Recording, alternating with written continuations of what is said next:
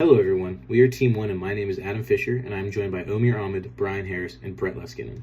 This semester's project was to redesign the Eric Barron Innovation Hub with our own methods of design. Although we are redesigning the structure itself, our approach was to simplify the original structure while keeping certain constraints such as the building's footprint, parking requirements, sustainability, lateral supports, and design of certain elements. We deviated from the original building by eliminating the cantilever portions, making the perimeter more regular, and simplifying the column layout.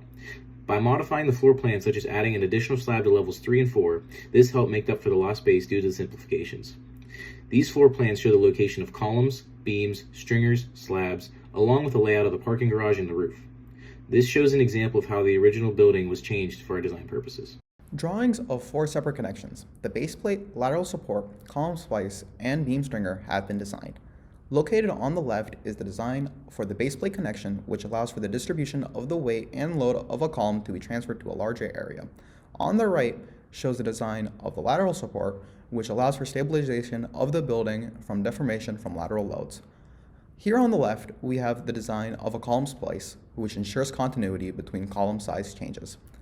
Located on the right, we have the design of the beam stringer connection, which allows stringers to be placed throughout our design. Here's a sample calculation of a member, specifically a column. It also should be noted that the building was designed as a composite steel structure. For load calculations and combinations, we used ASCE 7-22. Some of the additional loads we added onto our building were solar panel and vegetative roof loads. We also included some partition loads on the lower levels to account for cubicle space.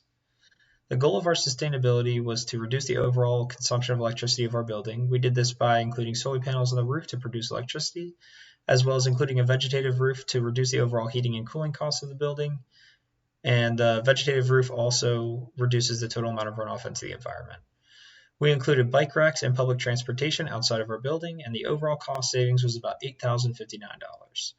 Our overall deformations of our building were all within the allowable limit. Most of this was due to having a composite structure, which decreased the overall deformations and increased the moment of inertia. Because the reactions on the roof were lower than the reactions on the floor, those beams were made smaller. Also, because the beams were designed as composite to the concrete slab, they were made lighter and their moments of inertia were increased for analysis purposes. When designing the lateral supports, they were designed as compression members, but they were checked for the maximum tension load found in those members once their connection was designed.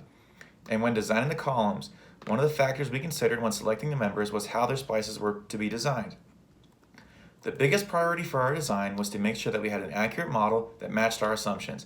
In the end, our results matched what we expected, which is what we prioritized for our design. Thank you for watching our capstone presentation.